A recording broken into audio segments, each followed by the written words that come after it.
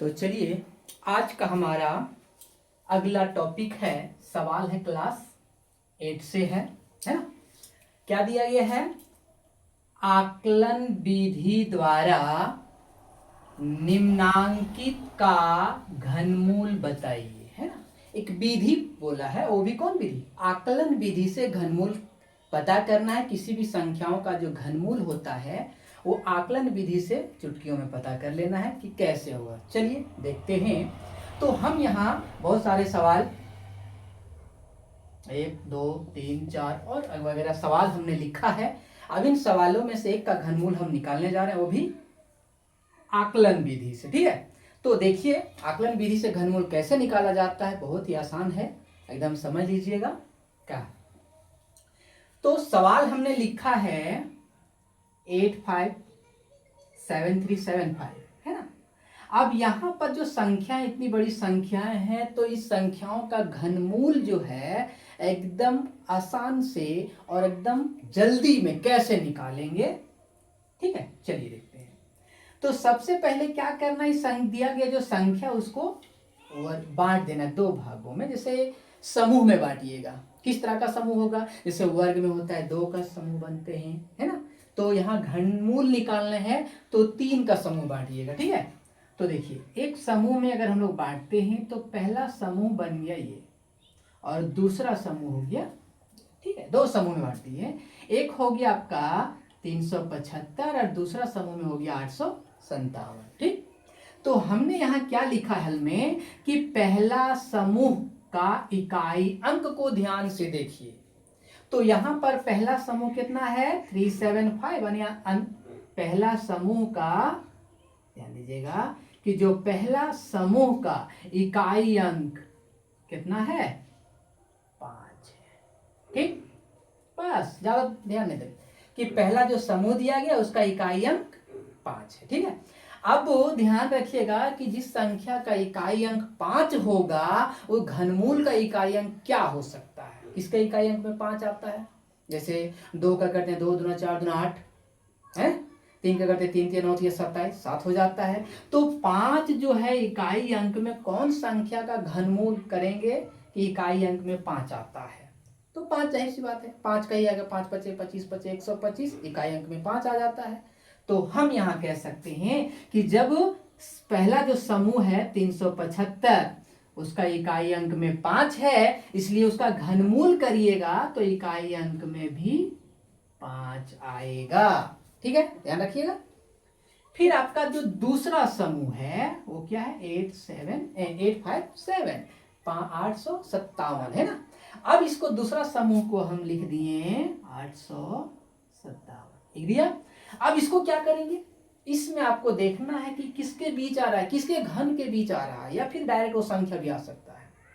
तो देखते हैं ये 857 है, तो ये संख्या जो है जैसे 9 का घन क्या हो जाता है? 9 का घन 9 9 81 81 9 729। यानी कि हम कह सकते हैं कि जो दिया गया संख्या है वो 9 के घन से बड़ा है ना। लेकिन 10 के घन से, 10 का घन क्या है? 10 के घन से छोटा। 10 दे 100 दे 1000। अब देखिए ये संख्या जो है 857 जो है कि 10 के घन से छोटा होगा और 9 के घन से बड़ा है। तो इसमें संख्या कौन वाला ले लेना है? लीजिए, क्या 9 लेंगे कि 10 लेंगे? तो हमें यहाँ पर अगर सेम संख्या आ गया, घन करेंगे और सेम संख्या मिल गया तो उसी को लेना है, और अगर नहीं तो उसमें हमको छोटी संख्या पर जाना है। ठीक है, तो यहाँ पर आपका छोटा संख्या कौन हुआ? 9 या 10? 9। तो यहाँ कहेंगे कि सबसे छोटी संख्या क्या? 9 है। तो घनमूल के इकाई अंक में आपने 5 कह दिया, तो जब छोटी संख्या 9 हो गया तो घनमूल का दहाई अंक बन जाएगा। तो हम कहेंगे कि घनमूल का दहाई अंक बराबर 9। अब इस तरह से जो संख्या जो था हमारा उसका घनमूल क्या होगा? तो अतः संख्या क्या मिला था आपके पास? संख्या जो हमारा है 857375 का घनमूल। देखिए ध्यान दीजिएगा, इकाई अंक में 5 हो जाएगा और दहाई अंक में 9 हो जाएगा। इस तरह से हमें कुछ ध्यान में रखना है और आसानी से भी किसी संख्या का घनमूल पता कर लेना। चलिए एक और हम लोग देख लेते हैं आसानी से, ठीक है।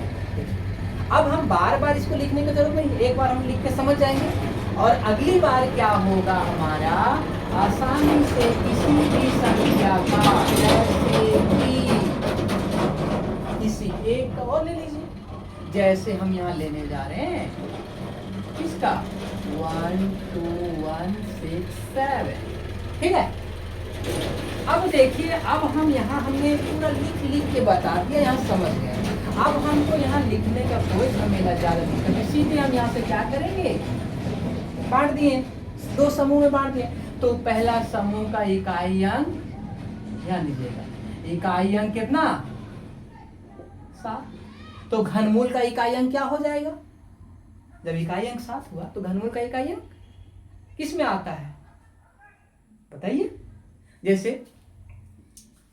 जैसे आप यहाँ 2 का घन करते हैं तो 8 आ जाता है। तो कितना का घन करिएगा कि इकाई अंक में 7 मिलता हो? कि 2 का, कि 3 का करते हैं, 3 का कितना आ जाता है? 3 तिया 9 तिया 27 आता है ना 3 का घन करने पर। तो इसका मतलब हो गया कि जब इकाई, पहला जो समूह था इकाई अंक 7, तो घनमूल का इकाई अंक कितना हो जाएगा?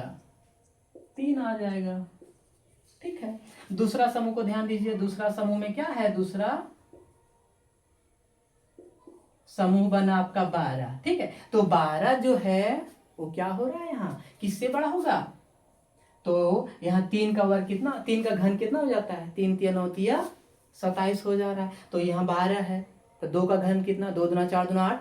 इसका मतलब कहेंगे कि 2 के घन से बड़ा है 12 और 3 के घन से छोटा है। तो छोटी संख्या कौन? छोटी संख्या हमारा हो गया 2। तो दोनों घन इकाई अंक, दहाई अंक। तो इस आधार से हमारा घनमूल क्या हो जाएगा? ये बन गया दहाई, ये बन गया इकाई। इस तरीके से एक बार हम इसको समझ लेंगे तो आसानी से जल्दी में किसी भी संख्या का घनमूल हम आसानी से निकाल सकते हैं। इसी तरह के सवाल जानने के लिए हमारे वीडियो में बने रहें।